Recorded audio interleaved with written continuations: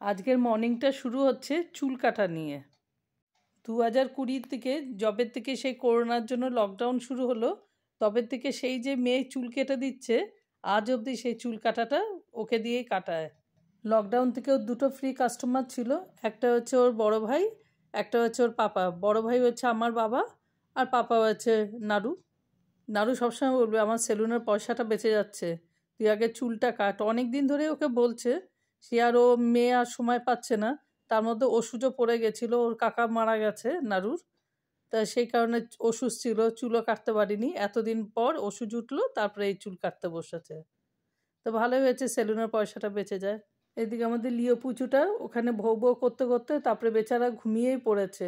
ওকে এনে খাটে শুয়ে দিয়েছি, একদম বাচ্চা, দেখো পুরো বাচ্চাদের মতন। ওকে একটু কম্বল টম্বল চাপা দিয়ে বালিশে ওইভাবে শুইয়ে দিতে হয়। আজকে সব ঠিক করলাম, পিঠে বানাবো, সাঁচের পিঠা। আগে এমনি যে মাটির সাজ, সেইটাতে আমি পারি না, যার জন্য এই ননস্টিকটাতেই ব্যবহার করি। আর এইদিকে দেখো পুলি পিঠার জন্য সব এইদিকে সব রেডি করছে। পুলি পিঠাটা আমি আবার ওই ফোল্ডটা পারি না, ওটা আবার নাড়ু ভালো পারে। লিওটা ভৌ ভৌ করতে ব্যস্ত, আর সিম্বাটা অধীর আগ্রহে বসে রয়েছে। সিম্বা চুপচাপ বসে পিঠে বানানো দেখছে, ভাবছে ও যদি একটু বানাতে পারতো। অ্যাকচুয়াল বানানোর জন্য না, টুক করে যদি একটু নারকেলটা পড়ে তাহলে খেয়ে নেবে।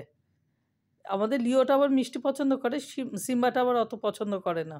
লিওর মনের মতো না হলে সারা দিন দেখো ভৌ ভৌ করেই যাবে। সিম্বার ফটোশ্যুট হচ্ছে, আর আমরা আমাদের পিঠে অলমোস্ট হয়ে এসছে।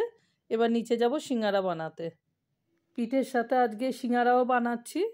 সিঙ্গারাটা এমনি যে সিঙ্গারা করে সেভাবে করছি না, ওটাকে পুরো রুটিটাকে পাতলা করে বেলে নিয়ে একটু মাঝখান থেকে চিড়ে ওই যে পুরটা বানিয়েছি আলু দিয়ে, আলু ফুলকপি যা যা শীতের আর কি একটু সবজি, মটরশুঁটি এইসব দিয়ে যে বানিয়েছি, ওটাকে দিয়ে তারপরে ফোল্ড করে দিলাম। দিয়ে আরেকটা ফোল্ড করব, আর 2-4টে করে চিড়ে দেবো। কাটিং এইভাবে করে 3-4বার একটু কেটে দিলেই হয়ে যাবে, তাতে একটু ডিজাইনটা দেখতে ভালো লাগবে। দিয়ে আরেকটা ফোল্ড দিয়ে ব্যাস হয়ে গেল। আর চারিদিকটা অবশ্যই একটু জল দিয়ে দিয়ে নিতে হবে, নাহলে মুখগুলো ছেড়ে যাবে। সিঙ্গারাগুলোকে আগে সব রেডি করে নিলাম, কড়াতে তেল বসিয়ে দিয়েছি, দেখে নিচ্ছি একটু তেলটা হয়েছে কিনা। তারপরে সিঙ্গারাগুলো একটা একটা করে ছেড়ে দেবো।